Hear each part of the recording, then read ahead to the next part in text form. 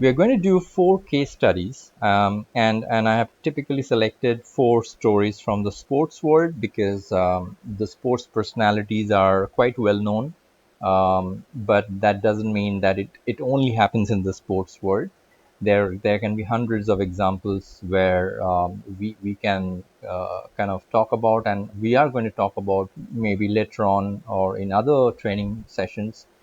But for this particular video, I've selected 4 of them so that we kind of study them and try to understand what's basically the differences between the individual contributor role and a manager role. The first case study we have selected from the soccer world.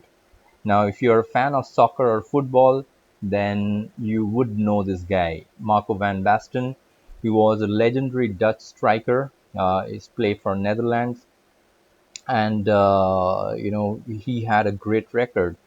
In 1988, he won. He kind of helped his team to win that Netherlands Euro Cup, and he had an astonishing career. And in that particular game, he was also remembered for a beautiful volley against the Soviet Union in the grand finale, which kind of helped Netherlands to win.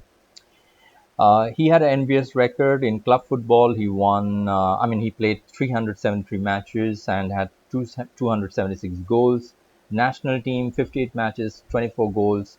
Unstoppable guy and a kind of legend. Yeah.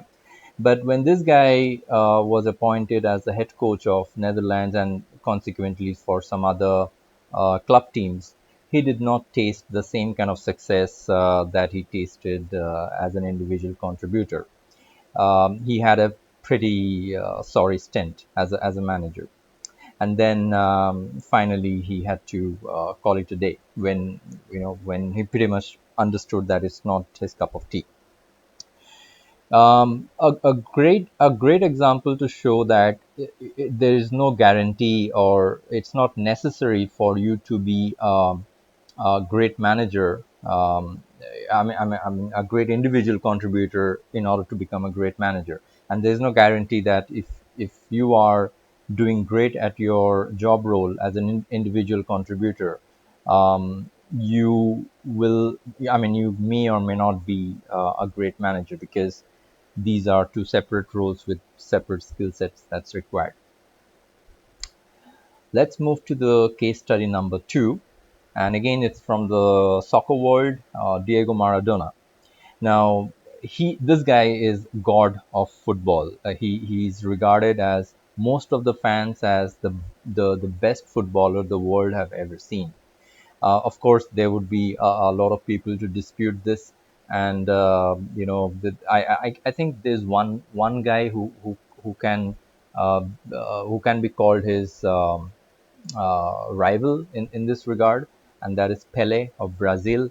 But if you are a fan of Argentina, or if you're from Argentina, then of course for you this guy is the best footballer in the world, or world has ever seen. But the same thing happened to him, just like Van Basten. The moment this guy became the coach of Argentina, he did not taste the same kind of success. Yeah, so he had some amateur tactics that got exposed in the 4-0 drubbing at the hands of Germany when he was in charge of Argentina in 2010 World Cup as the coach. So, and then later on, he quit the national team and he went to coach some club teams. There also, he didn't get much success. Yet another example that even the best of the best, can in any sort of domain, whether it's sports or IT or music industry, movie industry, or hotel, airlines, any sort of industry, manufacturing, any sales, any sort of industry that you can think of. Um, the best of the best, right? And you can check yourself hundreds of examples out there. You can just Google them out. There's no guarantee that if you are best in your game, yeah, what you do, there's no guarantee that the moment you get promoted or you get into a managerial role, you will taste the same kind of success, unless you possess that skill which is required to be successful as a manager. Case study number three. This time I selected cricket as one of the game, and then if you're from Indian subcontinent or Australia or England, you will definitely be familiar with this game of cricket. Um, and my first example or case study is Andrew Flintoff, a very well-known player of England. He was again he's regarded as one of the best all-rounder the world has ever seen. He had epic performances 2005 Ashes series that England won, beating Australia. That would be remembered for a long, long time. And he had a lot of injuries, so he could not continue for a long time. But if experts say that if those injuries were not there, he could have finished as the top three all-rounders ever in world cricket. So that's quite a milestone. But once again, when Andrew Flintoff, due to his great performances, the selectors and the board thought that if this guy can win games for England, if he becomes a captain, how inspiring he can be. And then he got promoted as a captain of the team. Um, but once he became the captain, then the reverse thing happened, and that is that he didn't taste the same kind of success that he tasted as a individual player. He captained England in 11 Test games and had an atrocious record of 7 losses. Yeah, so pretty messed up performances there. And then yeah, and he was pretty aggressive as a player when he used to play, and since he was all rounder, he used to bowl and bat, and he was dangerous, you know, as a bowler and as a batsman. Yeah, and that kind of aggressive player, that kind of star material, it's a pity that he could not transform himself in a managerial role when he was given the opportunity. So yet another example of a great individual contributor promoted to a position which required management skills did not succeed. It's also a thing to note. You might have noticed that in the football or the soccer world, I was talking about coach, and in the cricket world, I'm talking about captain. That's because in the soccer world, the coach has to do a lot of management responsibility, like man management, making sure the changes are done properly, the substitutions are done properly, making sure the players are fit, their mental preparation is up there, handling press. So a coach has to do a lot of management responsibilities in a soccer game. And in cricket, the captain has to do a lot of management responsibilities.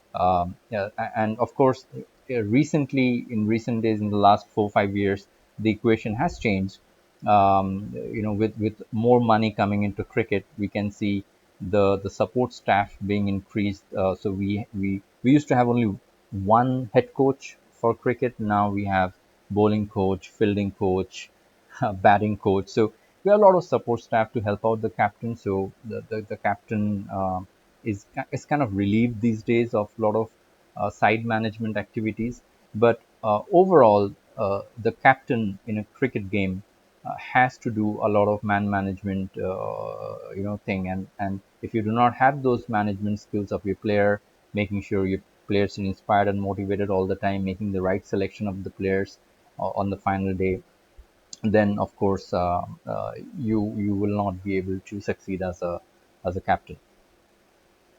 A last but final example or case study is again from the cricketing world, and I selected once again the best of the best, Sachin Tendulkar. He's from India, and he's regarded as the god of cricket, just like Diego Maradona is regarded as god of soccer. This guy is regarded as the god of cricket. A lot of people argues that he's the best ever. And again, just like Maradona, the closest rival comes as Pele. for Sachin, the closest rival would be Don Bradman of Australia. Yeah, but he's pretty much up there. He had, I mean, what this guy achieved in little time, not little time, I'm sorry, but what this guy achieved in his lifetime career as a cricketer, hardly anybody will achieve. And it's like a dream come true for any cricketer to play like him. He had 100 international centuries. Yeah, and that is a record that will going to take some beating. Yeah, it's like top notch. Yeah. But again, the moment this guy was given the captaincy role, he did not succeed. This guy was known as the Little Master because he was a short-heighted guy, and the way he used to play cricket, people used to say he plays like a master. So he was called the Little Master. The Little Master had two spells as the captain. The first one in 1996 when he became the captain of India for the first time. That time he just lasted for I mean, he lasted very short time because the team performed very, very poorly. And then there was a break in which someone else took over the captaincy, and he returned back for his second spell. And that was worse than the first spell. So pretty sad record. In 25 tests, he won just 4 games and had 23 victories from 73 one-day internationals. Yeah, so abysmal record. So I hope all these four case study kind of give you an idea that even if you are the best of the best in your respective domain, there's no guarantee that you will become the best manager.